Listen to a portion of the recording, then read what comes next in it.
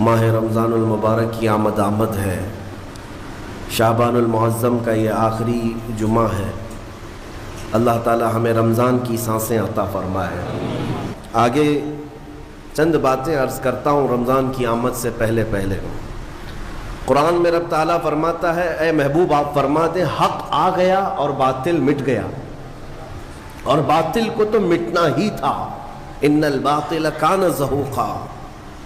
ہوتا یہ ہے کہ کسی طاقتور تخت پر بیٹھے ہوئے شخص کا کہ وہ ظلم کو یہ سمجھتا ہے کہ میں جو کر رہا ہوں وہ سب صحیح کر رہا ہوں۔ میں تاریخ کے اوراق آپ کے سامنے رکھوں۔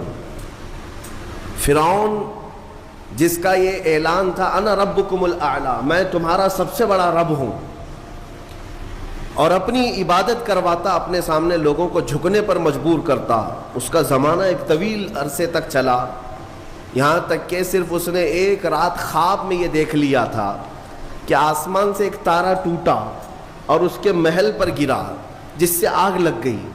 دوسرے دن اس نے سارے نجومیوں کو جمع کیا اور پوچھا کہ اس کی تعبیر کیا ہو سکتی ہے، تو کئی نجومیوں نے بالاتفاق یہ تعبیر بتائی کہ عنقریب بنی اسرائیل میں ایک بچہ پیدا ہوگا جو تیری سلطنت کو تباہ و برباد کر دے گا۔ یہ تعبیر سننے کے بعد اس ظالم منحوس شخص نے اعلان کر دیا کہ آج کے بعد جو بھی بنی اسرائیل میں لڑکا پیدا ہوگا اس کا قتل ہو جائے گا۔ اور اللہ تعالیٰ نے قرآن میں فرمایا یذبحون ابناءہم ویستحیون نساءہم، لڑکیوں کو زندہ چھوڑ دیا جاتا تھا اور لڑکوں کو مار دیا جاتا تھا۔ 1 سال کے اندر فرعون نے 12,000 بچوں کا قتل کیا، اس خوف سے کہ کوئی بچہ ایسا نہ پیدا ہو جائے جو میری سلطنت کو ہلا دے۔ وَمَا اللَّهُ بِغَافِلٍ عَمَّا يَعْمَلُ الظَّالِمُونَ، رب تعالیٰ فرماتا ہے ظالموں کے کاموں سے اللہ بے خبر نہیں ہے، اور اللہ کی خفیہ تدبیر سب سے بھاری ہوتی ہے۔ یہاں تک کہ 12,000 بچوں کا قتل صرف اس ڈر سے کیا گیا کوئی بچہ ایسا نہ آ جائے جو میری سلطنت کو ہلا دے۔ دوسرے سال اور زیادہ کر دیا گیا، یہ بچوں کا قتل ہوتا رہا۔ ظلم کی ایک بڑی داستان اس نے لکھ دی، لیکن کیا وہ اپنی سلطنت بچا سکا؟ قادر مطلق کے فیصلوں پر قربان جائیں۔ جس بچے سے اسے خوف تھا کہ وہ میری سلطنت کو تباہ و برباد کر دے گا، وہ کوئی اور نہیں، وہ موسیٰ علیہ السلام کی شکل میں پیدا ہوئے، اور پیدا ہونے کے بعد بھی شان سے کہ اللہ تعالیٰ نے ان کی ماں کو حکم دیا کہ تم اپنے بچے کو ایک صندوق میں رکھ کر کے دریا میں بہا دو۔ بھلا ایک ماں پیدا ہوتے ہی اپنے بچے کو سمندر کی لہروں میں بہا دے گی؟ لیکن رب تعالیٰ فرماتا ہے وَرَبَطْنَا عَلَىٰ قَلْبِهَا، ہم نے ان کے دل کو مضبوط کیا، موسیٰ کی ماں کو۔ انہوں نے موسیٰ علیہ السلام کو ایک صندوق میں رکھ کر کے دریا میں بہا دیا، اور وہ صندوق سیدھے فرعون کے باغیچے پر جا کر لگا۔ فرعون کی اولاد نہیں تھی، اس کی بیوی آئی، دیکھا خوبصورت بچہ ہے، اٹھا لیا، بیٹا بنا لیا۔ قرآن پاک میں موجود ہے سب۔ بیوی لے کر کے آئی فرعون کی اور کہا کہ ہم اس کو بیٹا کیوں نہ بنا لیں؟ فرعون نے کہا کہیں یہ بچہ تو نہیں ہے جو میری سلطنت کو ہلاک کر دے گا۔ فرعون کی بیوی نے کہا نہیں، یہ تو سمندر کی لہروں میں بہ کر آیا ہے، وہ بچہ تو بنی اسرائیل میں پیدا ہوگا۔ موسیٰ علیہ السلام کی پرورش فرعون کے گھر میں ہو رہی ہے۔ جب فرعون نے یہ اعلان کیا کہ بادشاہ نے اپنا ایک بیٹا بنا لیا ہے اور شاہی انداز میں اس کی تربیت ہوگی، اسے دودھ پلانے کے لیے دایائیں آئیں۔ کمال ہے، 100 سے زیادہ دایاں آئی، لیکن موسیٰ علیہ السلام نے کسی کا دودھ نہیں پیا۔ ان کی بہن وہاں موجود تھی، یہ سب معاملہ دیکھ رہی تھی۔ انہوں نے کہا فرعون کی بیوی سے کہ میں ایک دایا جانتی ہوں جو سب بچے اس کا دودھ پی لیتے ہیں، کہا بلا لاؤ۔ وہ دوڑ کر گئی، اپنی ماں کو لے آئی۔ موسیٰ علیہ السلام 1 دن کے بچے ہیں، 1 دن کے، اور ان کی ماں واپس فرعون کے محل میں آئی۔ جب انہوں نے دودھ پلایا تو موسیٰ علیہ السلام دودھ پینے لگ گئے۔ فرعون نے بہت عالی تنخواہ کے ساتھ، بڑے معاوضے کے ساتھ موسیٰ علیہ السلام کی ماں کو اپنے گھر میں رکھا، شاہی دایا بن کر۔ یہ نظام قدرت ہے میرے مولانا، یہ اللہ تعالیٰ کے فیصلے ہیں۔ موسیٰ علیہ السلام جوان ہوئے اسی کے گھر میں، لیکن اس کے بعد پھر جب جوانی کے بعد آپ کو نبوت کے اعلان کا حکم ہوا، پھر فرعون سے جو مقابلہ ہوا تاریخ شاہد ہے۔ موسیٰ علیہ السلام کا مقابلہ نہ وہ جادو سے کر سکا، نہ طاقت سے کر سکا نہ فوج سے کر سکا. ایک وقت ایسا آیا کہ 1,00,000 فوج کو لے کر موسیٰ علیہ السلام کے پیچھے لگا. موسیٰ علیہ السلام سمندر میں راستہ پیدا کرتے ہوئے نکل گئے. فرعون جب ان راستوں پر آیا, رب تعالیٰ فرماتا ہے ہم نے سمندر کو حکم دیا جیسا تھا تو ویسا مل جا. سمندر کی لہروں نے آپس میں ایک دوسرے کو ملایا. ہمیشہ کے لیے فرعون سمندر میں غرق ہو گیا, جس کی طاقت کا حال یہ تھا کہ بڑے بڑے وقت کے سورما بات کرنے سے کپ کپاتے تھے. جادوگر بھی فرعون کے دربار میں سجدہ کرتے تھے, ماتھا ٹیکتے تھے, لیکن رب ذوالجلال نے پانی کے قطروں سے اسے ہمیشہ کے لیے ہلاک کر دیا. نمرود کی طاقت, جس کے متعلق روایات ہے 1,000 لوگوں سے وہ تنہا لڑ سکتا تھا, 1,000 لوگوں سے تنہا لڑ سکتا تھا نمرود, لیکن رب ذوالجلال نے ایک لنگڑے مچھر سے اسے ہلاک و برباد کیا. شداد, جس نے دنیا میں جنت بنا دی تھی. آپ کو اگر میں یہ تاریخ سناؤں تو حیرت ہوگی کہ ایک کشتی, میں آپ کو بتاتا ہوں, ایک کشتی میں سفر کر رہے لوگ, کشتی میں اچانک پانی چڑھ گیا اور دھیرے دھیرے کشتی ٹوٹ گئی اور طوفان کی نظر ہو گئی, جتنے تھے سب ہلاک ہو گئے. اس کشتی میں ایک ماں اور ایک بچہ. وہ بچہ صرف 4-5 دن کا تھا یا کچھ مہینے کا تھا. ماں جو ہے ایک تخت کو پکڑ کر کے اپنے بچے کو تخت پر لٹا دیتی ہے اور خود ڈوب جاتی ہے. اس کشتی میں کوئی موجود نہیں رہا. ایک بچہ 4 دن کا یا 6 دن کا, وہ تخت کے سہارے بہتے بہتے کنارے تک آ کر لگ گیا. ایک قافلہ وہاں سے جا رہا تھا, انہوں نے بچے کو زندہ سلامت دیکھ کر کے اٹھا لیا. آپ کو میں بتاؤں, وہ بچے کو لے جانے والے لوگ اپنے گھر پرورش کرتے ہیں اور اس بچے کو ہی شداد کہا گیا ہے. اور جب وہ تھوڑا سا جوان ہوا, اس نے ایک فقیر کو دیکھا یا کچھ فقیروں کو دیکھا, ان کی جھولیوں سے کچھ چیز گر گئی, وہ سرمہ دانی تھی یا کچھ تھی. روایات یہ بتاتی ہیں کہ شداد اس سرمہ دانی کو اٹھایا اور اپنی آنکھوں میں لگایا تو اسے زمین کے خزانے سب دکھنے لگ گئے, کہاں کتنا سونا ہے. وہ اس طرح سے کھودتا تھا اور سونے کا مالک بنتا چلا گیا. اتنا بنا کہ وقت میں اس سے زیادہ مال کسی کے پاس نہیں تھا. پھر اس نے ایک بار اعلان یہ کر دیا کہ اب میں جو ہے سارے دنیا کو پال سکتا ہوں. اس وقت ایک درویش نے آ کر کے اس سے کہا کہ شداد, تو اپنے مال سے زکوٰۃ بھی ادا کیا کر, فقراء و مساکین کو بھی دیا کر, اللہ تعالیٰ تجھے جنت عطا کرے گا. اس نے کہا کون سی جنت ہے, جنت کیا ہوتی ہے؟ کہا جنت عالی شان ہے, رب تعالیٰ کی بنائی ہوئی, جس کی ایک اینٹ سونے کی تو ایک اینٹ چاندی کی, زمین زعفران سے بچھی ہوئی, بہت خوبصورت جنت کا نظارہ ہے. اگر تو خیرات کرے تو اللہ تجھے وہ بھی عطا کرے. اس نے کہا مار کر کے, ٹھٹا مار کر کے کہا ہے ایسی بھی کوئی جنت ہوتی ہے؟ اس سے بہتر جنت تو میں دنیا میں بنا دوں گا. اور اس نے آرڈر دیا اور عدن ایک علاقہ ہے, وہاں پر جنت بنانے کا حکم دیا. موسم ڈھونڈا گیا, ٹھنڈا موسم ہو, باغیچے لگائے گئے, دریا اس کے اندر نہریں بہائی گئیں, اور پھر سونے اور چاندی کی اینٹوں سے محلات تعمیر کیے گئے. برسوں لگ گئے اس جنت کو بنانے کے لیے. پھر وہ وقت آیا کہ جب شداد اس کی اوپننگ کے لیے اپنے گھر سے نکلا, اپنے گھوڑے پر سوار ہو کر, طاقت کا نشہ, دولت کا نشہ, غرور کہاں لے جا رہا ہے, دنیا میں جنت بنایا ہے. گھوڑے پر بیٹھ کر کے جب اپنی بنائی ہوئی ہاتھوں کی جنت کو افتتاح کے لیے پہنچا, دروازے پر پہنچا نہیں تھا کہ گھوڑا ٹھوکر کھا کر گرا, اور شداد نیچے جیسے ہی گرا چوٹ لگی اور وہیں اس کا دم نکل گیا. نہ اپنی جنت میں قدم رکھ سکا. اسی کو ارم کہا جاتا ہے. ارم جو ہے فارسی لفظ ہے, وہ شداد کی بنائی ہوئی جنت کو کہا جاتا تھا. عزیزان گرامی وقار, ملک الموت اسرائیل علیہ الصلوۃ والتسلیم سے میرے آقا صلی اللہ تعالی علیہ وسلم نے سوال فرمایا تھا کہ اے اسرائیل, کیا تمہیں روح نکالنے کے درمیان کبھی ایسا لگا ہے کہ اس کی روح اچانک اس وقت میں نکالی جائے؟ تو حضرت اسرائیل علیہ السلام نے جواباً یہی 2 باتیں کہی تھی. ایک وہ وقت تھا جب پوری کشتی ڈوب گئی تھی اور ایک بچہ تخت پر لیٹا جا رہا ہے اور مجھے حکم ہو رہا ہے کہ اس کی ماں کی روح قبض کرو. بچہ تخت پر ہے اور ماں ڈوبی جا رہی ہے اور ماں کی روح قبض کرنا ہے. کس کے سہارے اس بچے کو چھوڑا جائے گا؟ لیکن قادر مطلق کا حکم تھا, سارے لوگوں کی روح قبض کیا بچے کے علاوہ. یہ فرشتے کو تک نہیں حکم ہے کہ تمہیں اس کی پرواہ کرنے کی ضرورت نہیں، اس تنہا بچے کی کون نگہبانی کرے گا؟ پھر آپ فرماتے ہیں دوسرا وہ وقت تھا جب اس نے اپنی پوری جمع پونجی خرچ کر کے جنت بنائی، دروازے پر پہنچنے سے پہلے مجھے حکم ہوا کہ اس کی روح قبض کر لی جائے۔ عزیزان گرامی وقار، رب ذوالجلال کے فیصلے، وہ قادر مطلق محکم فیصلے فرماتا ہے۔ بعض لوگوں کو ایسا لگتا ہے کہ سب کچھ انہی کا ہے، ابھی دنیا تو ان کے پاس ہے، طاقت ان کے پاس ہے، تخت ہے، سب کر لے جائیں گے۔ تمہیں پتہ نہیں، قرآن میں خود مولا نے فرمایا ان بطش ربک لشدید، بے شک تمہارے رب کی پکڑ بہت سخت ہے۔ جس وقت وہ پکڑ کرتا ہے تو کوئی آس پاس چھڑانے کی طاقت بھی نہیں رکھتا۔ آپ کو میں یہ بات بتا دوں کہ تاریخ میں ایک ایسا بھی نام آتا ہے جس کو ذکر کرتے ہوئے آج بھی لوگ ظلم کی آہٹ کو محسوس کرتے ہیں، وہ چنگیز کا نام ہے۔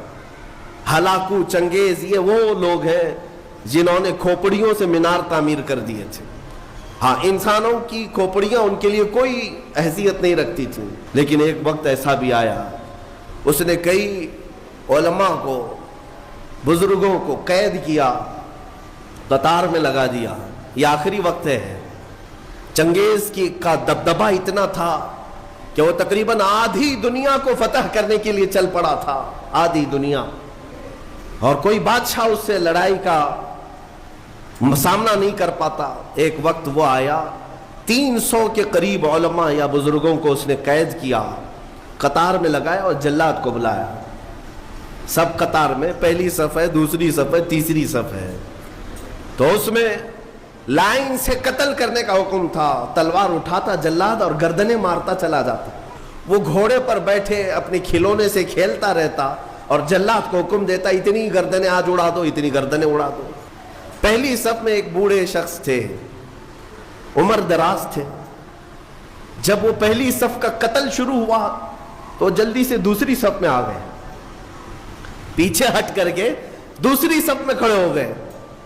وہ جلاد بھی دیکھ رہا تھا، چنگیز بھی دیکھ رہا تھا۔ پہلی صف پوری قتل ہو گئی، دوسری صف کا نمبر آیا۔ جب دوسری صف قتل ہو رہی تھی تو وہ بوڑھے میاں تیسری صف میں چلے گئے۔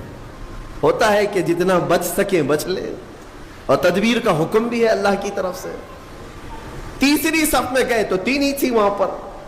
چنگیز زور سے کہا مارا، دوسری صف پوری جب قتل ہو گئی، کہا کہ وہ بوڑھے بس آخری تھی، اس کے بعد کہاں جائے گا، اب کون بچائے گا؟ اس بوڑھے میاں نے زور سے کہا اب بھی اللہ ہے۔ اس نے غصے کے مارے جلاد سے کہا کہ تیسری صف کو فوراً آن کے آن میں قتل کرو۔ لیکن تیسری صف کا قتل ابھی شروع ہی ہوا تھا کہ چنگیز کا گھوڑا اچانک بدک گیا، اس کا کھلونا ہاتھ سے گر گیا، جس چیز سے وہ کھیل رہا تھا گھوڑے پر بیٹھ کر۔ اچانک وہ کھلونا اٹھانے کے لیے جھکا تو گھوڑا اتنی تیز دوڑا، اتنی تیز کہ اسے سنبھلنے کا موقع نہ دیا، اور گھوڑا ایسا سرکش ہوا کہ چنگیز کو سر سمیت دوڑاتا ہوا، کئی پتھروں سے ٹکراتا ہوا دوڑتا دوڑتا رہ گیا۔ ساری فوج بے قرار ہے کہ بادشاہ کے ساتھ گھوڑا سرپٹ دوڑ رہا ہے، سب اسے بچانے کے چکر میں دوڑ پڑے۔ جلاد ہو کہ سپاہی ہو کہ وزیر ہو، گھوڑا کسی کے قابو میں نہیں آتا۔ جب مولا تعالیٰ تدبیر فرماتا ہے تو وہ کس کے قابو میں آئے؟ اتنا دوڑایا کہ اس کا بھیجا باہر نکل آیا۔ چنگیز کا سر ٹکراتے ٹکراتے بھیجا باہر آ گیا۔ جب تک وہ دم نہ توڑ دیا گھوڑا کسی کے ہاتھ میں نہیں آیا، اور اس کے بعد لوگوں نے قابو میں کیا، دیکھا تب تک تو اس کا خاتمہ ہو چکا تھا۔ اس بوڑھے میاں نے کہا میں نے سچ کہا تھا، اللہ اب بھی ہے۔ میرے عزیزوں، رب ذوالجلال قرآن پاک میں یوں ارشاد فرماتا ہے وَكَانَ حَقًّا عَلَيْنَا نَصْرُ الْمُؤْمِنِينَ، ہم نے اپنے اوپر لازم کیا ہے کہ مومنوں کی مدد کریں۔ لیکن مومن بے قرار ہے، انہیں ایسا لگتا ہے کہ اب مدد آئے گی نہیں۔ کیوں نہیں آئے گی؟ آزمائے جاؤ گے، آزمائے جاؤ گے، مشکلوں سے گزارے جاؤ گے۔ آپ کیا سمجھتے ہیں رسول پاک صلی اللہ تعالیٰ علیہ وسلم مدینے میں بیٹھ کر کے اگر ہاتھ اٹھاتے تو کیا رب تعالیٰ آپ کی دعاؤں کو رد کرتا؟ حضور پاک صلی اللہ تعالیٰ علیہ وسلم کو واپس لوٹایا جاتا؟ نہیں، لیکن بیٹھ کر دعا کرنے کی بجائے وہ محمد عربی صلی اللہ علیہ وسلم رمضان کے مہینے میں 313 نہتے لوگوں کو لے کر صحرا میں چلے آ رہے ہیں، پیروں میں آبلے پڑے ہیں، نہ پانی ہے نہ کھانا ہے، نہ تیروں میں ترکش ہے نہ گھوڑے سواری کے ہیں، کچھ نہ ہو کر یہ کیسے صحابہ چل پڑے۔ آج بھی میں مدینے جا کر دیکھتا ہوں، اے سی بس میں بیٹھ کر کے بدر کے میدان تک جانے میں ہا ہو کرتے رہتے ہیں لوگ۔ میرے عزیزوں، ان صحابہ کی عظمتوں پر قربان، اس زمانے میں نہ روڈ ہے نہ راستہ ہے نہ چھاؤں لینے کے لیے کوئی مکان ہے، لیکن چلے جا رہے میرے مصطفیٰ کے پیچھے، صرف اس لیے اللہ کی رضا حاصل کرنی ہے اور رسول کی حمایت میں لگنا ہے۔ صحابہ میں کچھ وہ ہے، حضرت عکاشہ، وہ کہتے میرے پاس تو کچھ نہیں تھا، میں تو کھجور کے تنے کی لکڑی لے آیا تھا جنگ میں اترنے کے لیے۔ جہاں تلواریں سنسنا رہی ہوں وہاں ایک صحابی کھجور کا سوکھا ہوا تنا لے کر کے آئے۔ یہ توکل بتاتا ہے کہ اللہ ہمارے ساتھ ہے۔ تم کیا سمجھتے ہو اب اسلام ختم ہو جائے گا؟ جو حالات دکھ رہے اسلام ختم ہو جائے گا؟ ڈرنے کی کوئی ضرورت نہیں۔ اس سے سخت حالات اس سے قبل بھی آئے ہیں، اور ایسے حالات آئے کہ اس وقت کسی کے پاس کوئی اسباب نہیں تھے۔ بغداد کے حالات ہم نے دیکھے ہیں، جب ہلاکو وہاں پر پہنچا تھا تو جانتے ہیں آپ، اس نے اتنے قتل کیے کہ ایک اذان دینے والا تک نہیں رہ گیا۔ اس زمانے میں کچھ علماء کو قید کر کے لایا، اور جانتے ہیں دربار میں مزہ لینے کے لیے اس تتاری بادشاہ نے ایک عیسائی پادری کو بلایا اور کہا کہ ان کے نبی کی شان میں گالیاں دیں۔ وہ گالیاں دینے لگا۔ بھرے دربار میں جو مسلمان قیدی تھے، علماء تھے، ان کے ہاتھ زنجیروں سے پیچھے بندھے تھے، وہ زمین پر اوندھے منہ لیٹے تھے، گالیاں دی جا رہی تھی رسول پاک کی شان میں۔ کون ہے وہاں پر جواب دینے والا؟ بغداد کو تو قتل کر دیا گیا، جو بچے ہیں ان کو قید کر کے زمین پر ڈالا گیا، کون ہے بتاؤ؟ لیکن رب ذوالجلال کے فیصلے الگ ہیں۔ اس دربار میں اسی بادشاہ کا پالا ہوا ایک کتا جو سونے کی زنجیر سے بندھا رہتا تھا، زنجیر توڑ کر کے آیا اور اس عیسائی پادری کے اوپر حملہ کیا، اور سارے لوگ حیرت میں رہ گئے۔ وہ کوئی پاگل کتا نہیں تھا، بادشاہ کا پالا ہوا تھا، ٹرینڈ تھا۔ حملہ کیا اور دم زدن میں اسے ختم کر دیا۔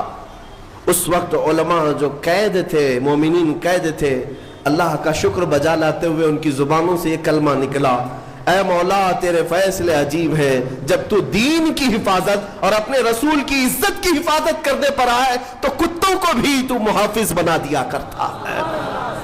اس دربار میں ہیبت ایسی تاری تھی، ایسی ہیبت تاری تھی، آپ کو میں کیا بتاؤں، 500 سے زیادہ تتاری سپاہی ایمان لے آئے اسی مجمع، جس کو دیکھ کر کے اقبال نے کہا تھا، حرم کو مل گئے پاسباں صنم خانے سے۔ اللہ تبارک و تعالیٰ کب حفاظت کے لیے کہاں سے چنتا ہے یہ اس کی مرضی ہے۔ آپ کیا سمجھتے ہیں سب ختم ہو جائے گا؟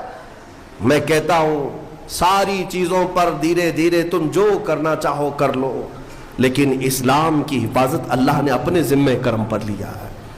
محمد عربی صلی اللہ تعالیٰ علیہ وسلم اس مکہ کی سرزمین پر آزمائے گئے جو آپ کا آبائی وطن تھا، 13 سال تک آزمائے گئے، ان کے صحابہ کو شہید کیا گیا، ان کی صحابیات کو مارا گیا، حضرت سمیہ اسی مکہ میں شہید کی گئیں، حضرت عمار بن یاسر، بلال حبشی، خبیب بن عدی، حضرت خباب بن الارت، یہ وہ لوگ ہیں جن کو پھانسیوں پر بھی چڑھائے، انگاروں پر لٹایا گیا، بہت ظلم دیا گیا۔ وہ وقت بھی آیا جب رسول پاک صلی اللہ تعالیٰ علیہ وسلم مکہ چھوڑ کر چلے گئے، لیکن کیا سب ختم ہو گیا؟ مکہ چھوڑ کر کے مدینہ طیبہ چلے گئے، سب ختم ہو گیا؟ نہیں، ایک وقت ایسا بھی آیا کہ حضور پاک صلی اللہ تعالیٰ علیہ وسلم اپنے 1400 صحابہ کے ساتھ عمرہ کے لیے آئے تو ان ظالموں نے عمرہ تک نہیں کرنے دیا۔ ساری دنیا کے لیے کعبہ کھلا رہتا تھا، لیکن رسول کے لیے کعبہ نہیں کھولا گیا، نہ ہی مکہ آنے کی اجازت دی گئی۔ یہ صلح حدیبیہ کا موقع تھا، 1400 صحابہ تھے اور مکہ صرف 35 کلومیٹر باقی ہے، احرام کی حالت میں ہے سب صحابہ، عمرہ کرنے کے لیے آئے، ہتھیار لے کر نہیں آئے، لیکن عمرہ کرنے نہیں دے رہے مکہ والے، بیچ راستے میں روک کر کے زور زبردستی جنگ کرنے پر ابھار رہے ہیں۔ اب مکہ والے یہ چاہتے تھے کہ ہمارے وطن کے قریب آئے ہیں، ہم جنگ کریں گے، لیکن میرے آقا صلی اللہ علیہ وسلم فیصلہ کیا کرتے ہیں؟ صحابہ سے کہتے ہیں میں جنگ نہیں چاہتا، میں صلح کرنا چاہتا ہوں، ہم احرام کی حالت میں ہیں، ہم عمرہ کرنے کی غرض سے آئے ہیں۔ تو جب حضور نے صلح کی بات کی تو ظالم جتنا دبانا چاہتے دباتے ہیں، ان کی عادت ہے۔ حضور کے پاس آ کر ایسی ایسی شرطیں رکھی جس کو بظاہر دیکھا جائے تو ایسا لگتا ہے یک طرفہ ہے سب۔ کہنے لگے کہ اگر ہمارے مکہ سے مدینے کوئی آئے گا تو آپ اس کو واپس کریں گے، اور مدینے سے کوئی مکہ آئے گا تو ہم واپس نہیں کریں گے، سائن کرو اس پر۔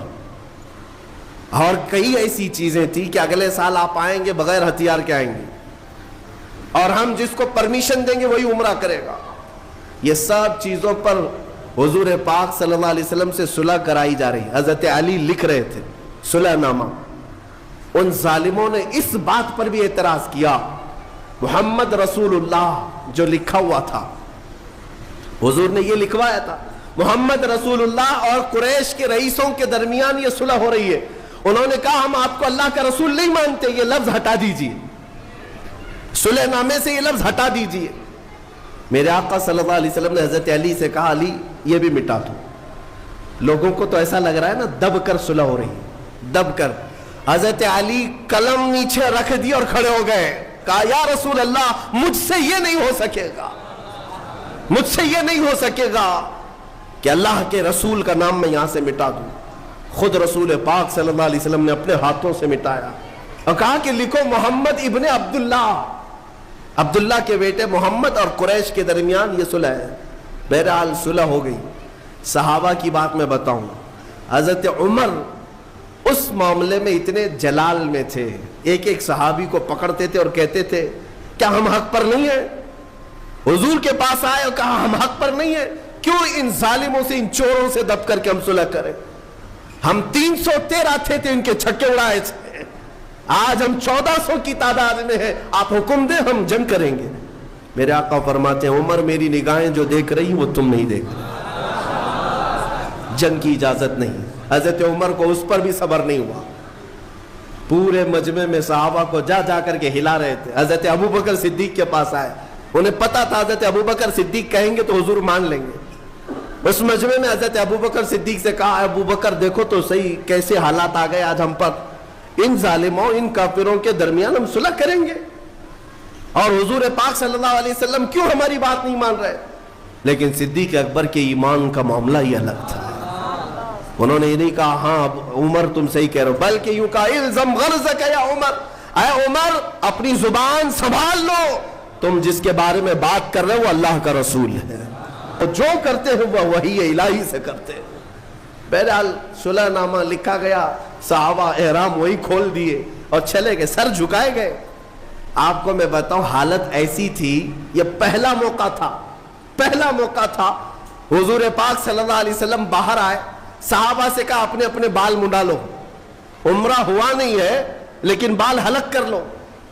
ایک بار حضور نے فرمایا کوئی نہیں اٹھے، دوسری مرتبہ حضور نے پکار کر کہا سب اپنے اپنے بال منڈا لو، چلو مدینے چلنا ہے، کوئی نہیں اٹھے۔ تیسری مرتبہ حضور نے فرمایا کوئی نہیں اٹھے۔ نافرمانی کے لیے نہیں، صحابہ کے دل میں اس وقت تک یہ انتظار تھا کہ اللہ کا کوئی حکم آئے گا اور جنگ کی اجازت ہو جائے گی، انتظار میں تھے صحابہ، اٹھ نہیں رہے تھے۔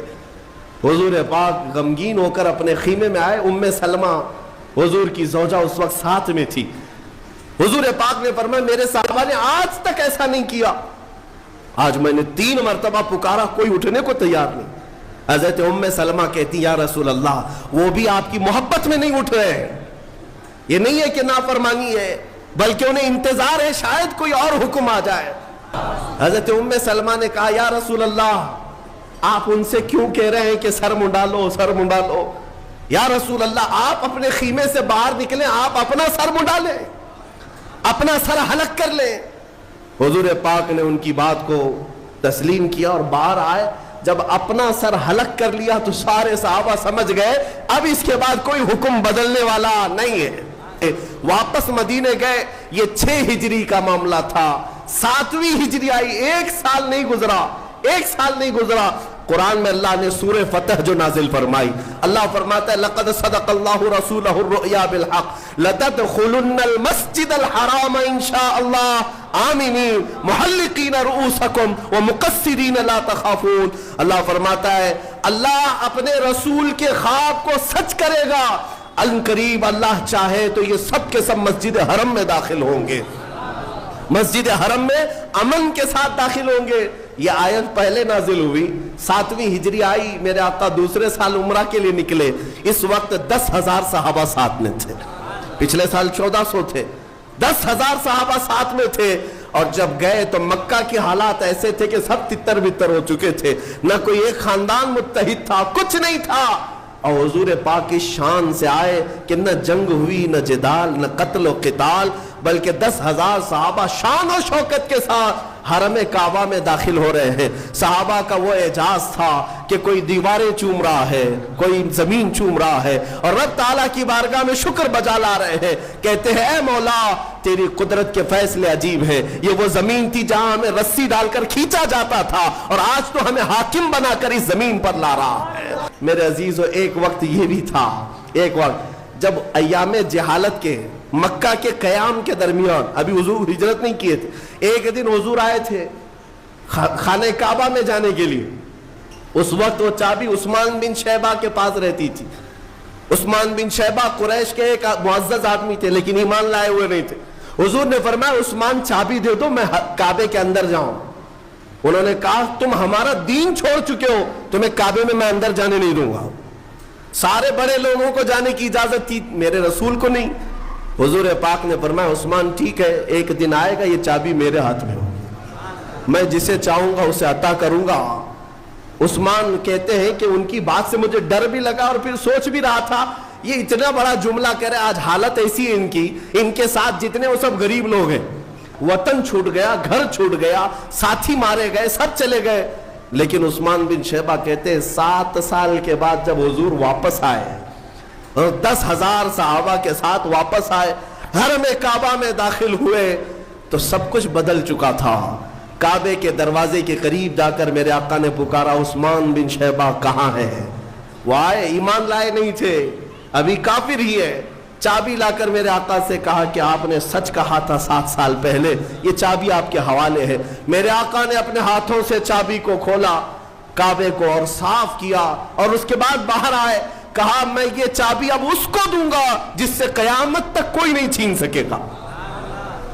پھر صحابہ کہتے ہیں ہم سب کو یہ شوق تھا کہ یہ چابی ہمیں مل جائے، حضرت ابو بکر، حضرت عمر، کون بڑے بڑے صحابہ شوق رکھتے تھے کہ یہ چابی ہمیں مل جائے۔ میرے آقا صلی اللہ علیہ وسلم نے سارے مجمع میں پھر سے پکارا عثمان بن شیبہ ادھر آ جاؤ، میرے رب نے مجھے حکم دیا ہے جس کی امانت ہے اسے واپس لوٹایا جائے، تمہارے خاندان میں چابی تھی تم رکھو۔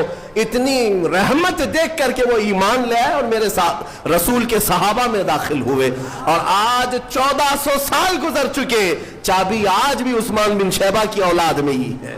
کئی بادشاہ آئے بدلے، آئے گئے، لیکن وہ چابی آج بھی اسی خاندان میں موجود ہے۔ میرے آقا صلی اللہ علیہ وسلم اونچے ٹیلے پر کھڑے ہوتے ہیں اور ان سب مکہ والوں سے پوچھتے ہیں تمہارا میرے بارے میں کیا خیال ہے، تم کیا سمجھتے ہو؟ تو ان سب لوگوں نے کہا انت کریم ابن کریم ابن کریم، ہم نے دیکھا ہے تم بھی شریف ہو، تمہارے باپ بھی شریف، تمہارے دادا بھی شریف تھے، تم شریفوں کی اور کریموں کی اولاد میں سے ہو۔ میرے آقا نے صحابہ کے نعرے کو بدل دیا جو کہہ رہے تھے الیوم یوم الزحمہ، الیوم یوم الملحمہ، آج گوشت اڑانے کا دن ہے، آج گردنیں مارنے کا دن ہے۔ میرے آقا نے فرمایا صحابہ نہیں، الیوم یوم الرحمہ، الیوم یوم الرحمہ، آج رحم کرنے کا دن ہے، آج رحم کرنے کا دن ہے۔ ایک شخص ایسا تھا صفوان جس کا نام ہے، وہ سب سوچتا تھا کہ نہیں، وہ گھوڑا لے کر کے دوڑ گیا اور سمندر میں کودنے گیا، اس سے بہتر ہے کہ میں مر جاؤں، محمد کے ہاتھوں میں غلام نہیں بنوں گا۔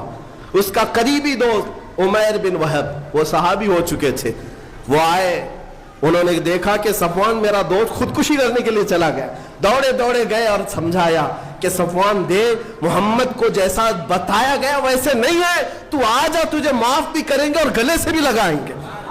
اس نے کہا صفوان نے کہ میں جنگ بدر میں گیا ہوں، ان کے مقابل میں کئی ان کے ساتھیوں کو اپنے ہاتھوں سے مارا ہوں، خندق میں بھی رہا ہوں، احد میں بھی رہا ہوں، کیا وہ مجھ جیسے کو معاف کریں گے؟ حضرت عمیر نے کہا تجھ سے بھی بڑوں کو معاف کریں گے، تو آ تو چل میرے ساتھ۔ صفوان نے کہا نہیں میں نہیں جا سکتا، میں سمندر میں کود کر خودکشی کر لوں گا۔ عمیر بن وہب آئے رسول پاک کے پاس، کہا میرا ایک دوست ہے صفوان ہے، وہ خودکشی کرنا چاہتا ہے، وہ ڈر کے مارے، اے اللہ کے رسول کیا آپ کی طرف سے امان ہے؟ حضور نے فرمایا میری طرف سے مکمل امان ہے۔ کہا کہ کیا علامت ہے کہ میں اسے کیسے بتاؤں کہ آپ کی طرف سے امان مل گئی؟ میرے آقا نے اپنا امامہ مبارک کھول کر دے دیا، اپنا جبہ دے دیا، جاؤ صفوان سے کہہ دینا محمد نے اپنا امامہ اتارا ہے، اپنا جبہ دیا ہے، تیرے لیے امان ہے، واپس آ جا۔ میں صرف اتنا کہنا چاہوں گا آج کے کہ اگر آپ نے میرے آقا کے اخلاق کی ترجمانی نہیں کی تو دوسروں سے کیا امید رکھو گے؟ دوسروں سے کیا امید رکھو گے؟ میں اس شاعر کے شعر پر اپنی گفتگو ختم کرتا ہوں۔ شاعر نے کہا ہے نہ ادھر ادھر کی بات کر، مجھے یہ بتا کہ قافلہ لٹا کیوں؟ نہ ادھر ادھر کی بات کر، مجھے یہ بتا کہ قافلہ لٹا کیوں؟ مجھے رہزنوں سے غرض نہیں، تیری رہبری کا سوال ہے۔ ڈاکو کیا کرتے ہیں اس سے مجھے کیا سروکار؟ ڈاکو کا کام ہے ڈاکہ ڈالنا، چور کا کام ہے چوری کرنا، لیکن میں آپ سے سوال کر رہا ہوں کہ آپ کیا کر رہے تھے؟ آپ لٹنے کیوں دے رہے تھے؟ آپ خاموش کیوں بیٹھے تھے؟ تم اپنے دین کی حفاظت کے لیے اپنے آپ کو بدلنے کو تیار نہیں، سارے الزامات تو دشمنوں پر ڈالتے ہو۔ تم نے اپنے آپ کو حضور کے اخلاق میں لانے کے لیے ایک بار بھی تیاری نہیں دکھائی، پھر دوسروں پر کیا دوش رکھتے ہو؟ تمہیں اپنے لباس بدلنے کی فکر نہیں، اپنا چہرہ بدلنے کی فکر نہیں، اپنی تعلیم اچھی کرنے کی فکر نہیں، دوش کسی اور کو کیوں ٹھہراتے ہو؟ اسی لیے میں کہتا ہوں مجھے رہزنوں سے غرض نہیں، تیری رہبری کا سوال ہے۔ تم آؤ دامن مصطفیٰ میں، میرے مصطفیٰ کریم صلی اللہ علیہ وسلم کے اخلاق سے بڑھ کر دنیا میں کسی کے اخلاق ہیں؟ قرآن جن کے اخلاق کی گواہی دیتا ہے، وہ چھوڑ کر اگر ہم دوسروں کے چرنوں میں جائیں گے تو پھر حال یہی ہوگا ان کے جو ہم غلام تھے خلق کے پیشوا رہے، ان سے پھرے جہاں پھرا، پھر آئی کمی وقار میں، صرف شرط اتنی ہے اے سنی مسلمان، ہمیں کرنی ہے شہنشاہ بطحا کی رضا جوئی، ہمیں کرنی ہے شہنشاہ بطحا کی رضا جوئی، وہ اپنے ہو گئے تو رحمت پروردگار اپنی۔